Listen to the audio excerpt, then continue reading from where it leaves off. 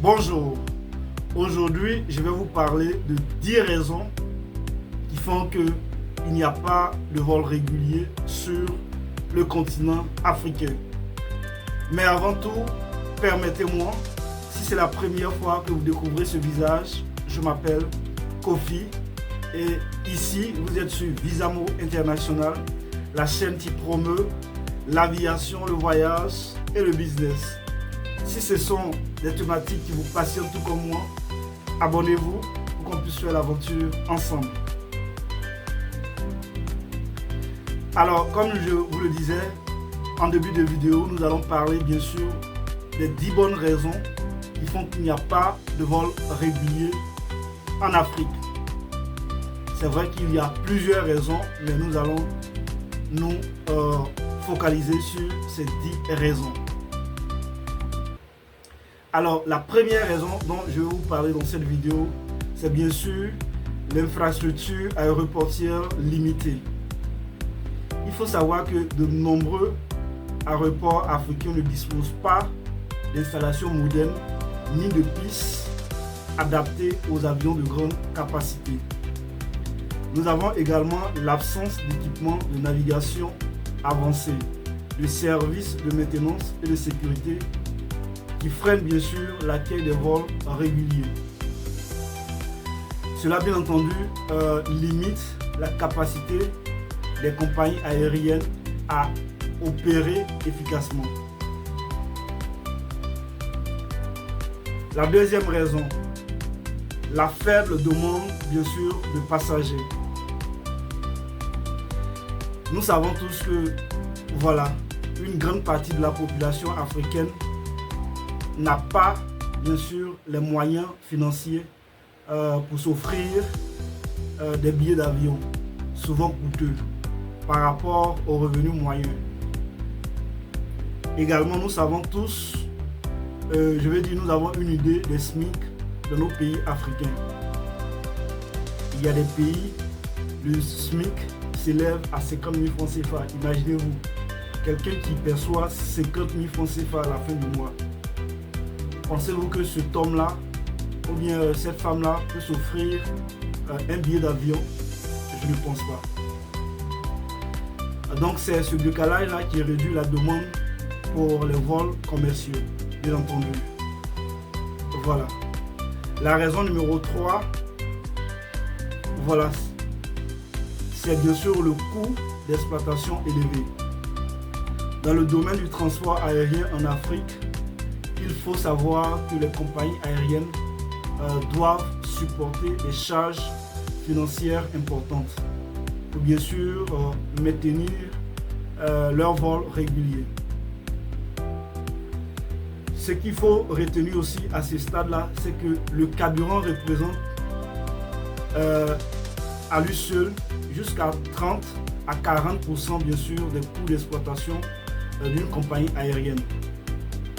En Afrique, le carburant est souvent plus cher à cause des frais d'importation, des taxes locales et aussi du manque de raffineries locales.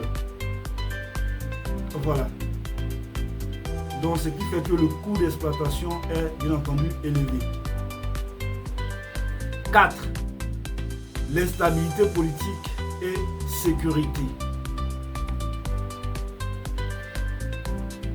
Il faut savoir que de nombreux pays africains ont été, ou je dirais, sont confrontés à des conflits internes. Nous le savons tous. Guerre civile, rébellion, coup d'État par-ci, par-là et tout ça. Donc ce qui fait que il n'y a pas, bien sûr, à cause de ces conflits-là, il n'y a pas, bien entendu, de vol régulier. 5e raison, la réglementation et bien sûr la bureaucratie. Nous savons tous qu'en Afrique, les lenteurs administratives, on n'en parle pas. Voilà. Il y a aussi, il faut savoir aussi qu'en Afrique, l'Afrique ne dispose pas d'un marché aérien intégré. Chaque pays applique ses propres lois en matière de trafic aérien. Voilà, c'est ce qu'il faut retenir à ce niveau-là. Il n'y a pas, bien sûr, de marché aérien intégré. Ça veut dire que les pays africains ne sont pas unis. Donc chaque pays se bat tant bien que mal pour pouvoir fixer ses règles comme il le peut. Voilà. Sixième raison, la concurrence des modes de transport terrestre. Nous savons tous que dans nos pays, il y a des cars, des bus, les minibus et les trains qui sont généralement beaucoup moins chers que les billets d'avion. Par exemple, si vous êtes en Côte d'Ivoire et que vous voulez vous rendre à Bamako, à Abidjan, Bamako, si vous empruntez le bus, cela va vous coûter pratiquement 25 000 francs ou 30 000 francs. Mais si vous prenez un vol, vous allez payer votre billet à 500 € par là, disons 200 000 francs. Vous imaginez la différence, la gamme.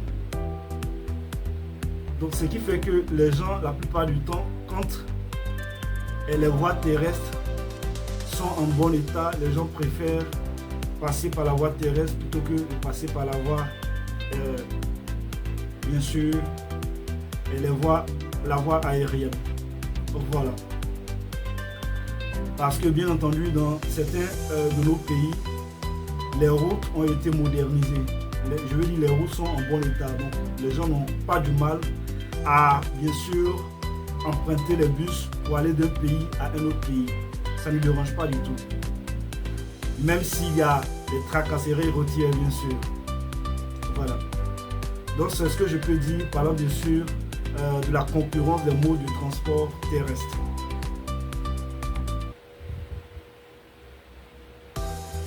Septième raison, la fragmentation du marché aérien. Le manque de coopération entre, bien sûr, les pays africains freine le développement du transport aérien.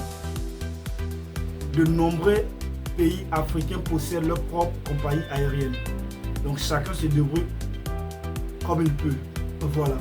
Les droits de vol sont souvent régis par des accords bilatéraux entre deux pays. Nous savons qu'il y a eu, bien sûr, des accords. L'accord de Yamoussoukro depuis 1994, mais cela n'a pas été encore appliqué. Et après cela, il y a eu l'accord, bien sûr, de 2008, présidé par le président Paul Kagame. Tout cela n'a pas encore vu le jour. Donc chaque pays se débrouille tant bien que mal. Les compagnies aériennes africaines coopèrent peu entre eux. Je veux dire entre elles, excusez-moi. Il existe peu d'accords de partage de code, ce qu'on appelle code sharing. Voilà. Les compagnies comportent souvent de petites flottes qui ne permettent pas de couvrir plusieurs itinéraires. Il y a dans certains de nos pays, nous n'avons seulement que 2 avions, un seul avion. Donc ce qui fait qu'on ne peut pas, bien sûr, ne nous permet pas de couvrir plusieurs itinéraires. Bien sûr, sur le continent même africain pour lui-même, voilà, parler de façon, je veux dire, européen ou même asiatique, ce n'est pas possible parce que nous n'avons pas suffisamment de vols.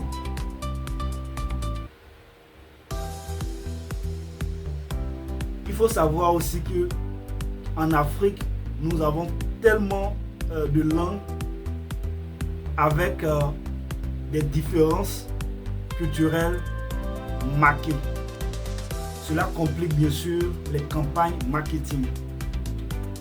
Quand vous partez au Sénégal, les gens parlent la plupart du temps le Wolof. Quand vous partez à Bamako, au Mali, les gens parlent le Bambara, le Bambara, excusez-moi. Quand vous partez, comment dirais-je, en Guinée, Conakry, les gens parlent le foulard ou le soso. Donc, quand on prend tout cela en compte, c'est vraiment difficile de pouvoir faire une campagne marketing. Donc, il y a toutes ces raisons qui rentrent en ligne de compte. Et la 8e raison, bien sûr, nous avons le manque de compagnies aériennes nationales solides. Il faut savoir que beaucoup de nos compagnies aériennes africaines rencontrent des difficultés financières. Elles sont souvent mal capitalisées et ont du mal à générer des bénéfices suffisants pour couvrir bien sûr leurs coûts.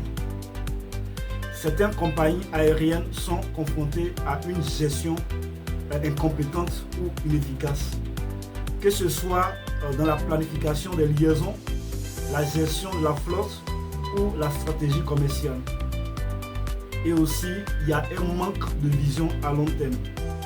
Voilà.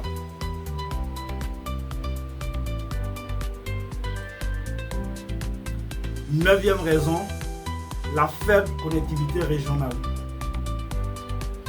L'absence de liaison directe. Si vous avez déjà fait, bien sûr, effectuer ou bien vous êtes déplacé d'un pays à un autre pays en Afrique, vous allez vous en rendre compte que c'est parfois difficile d'avoir des vols directs. Dans de nombreuses régions africaines, il n'existe pas suffisamment de vols directs. Les coûts de l'aviation en Afrique sont souvent bien sûr plus élevés en raison des taxes, des droits d'atterrissage et des limitations liées aux politiques gouvernementales. Ces facteurs rendent les vols régionaux moins accessibles financièrement. Voilà les raisons. Quand on parle bien sûr de la faible connectivité régionale. Et enfin, la 10e raison, les risques économiques. Je fais bien sûr référence aux dangers et aux incertitudes qui peuvent affecter la stabilité bien sûr économique du transport aérien, comme bien sûr les fluctuations de la demande, l'inflation, les récessions ou je dirais même les risques financiers. Donc voilà un tant soit peu les 10 raisons, parlant bien sûr, qui font qu'il n'y a pas de vol régulier en Afrique. Donc résumons les 10 raisons.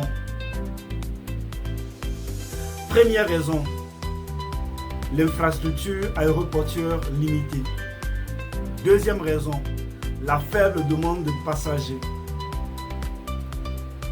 Troisième raison, le coût d'exploitation élevé. Quatrième raison, l'instabilité politique et sécurité. Cinquième raison, la réglementation et la bureaucratie. Sixième raison, la concurrence des modes de transport terrestre. Septième raison, excusez-moi, la fragmentation du marché aérien. Huitième raison, le manque de compagnies aériennes nationales solides. Neuvième raison, la faible connectivité régionale. Et enfin, dixième raison, les risques économiques. Donc voilà un tant soit peu les 10 raisons qui font qu'il n'y a pas de vol régulier en Afrique. Donc voilà ce que je voudrais partager avec vous dans cette vidéo. Certainement, je suis sûr que il y a certains facteurs ou d'autres raisons que vous en connaissez. Il ne faut surtout pas hésiter. On en parle dans les commentaires. D'ici là, portez-vous bien et on se donne rendez-vous au sommet.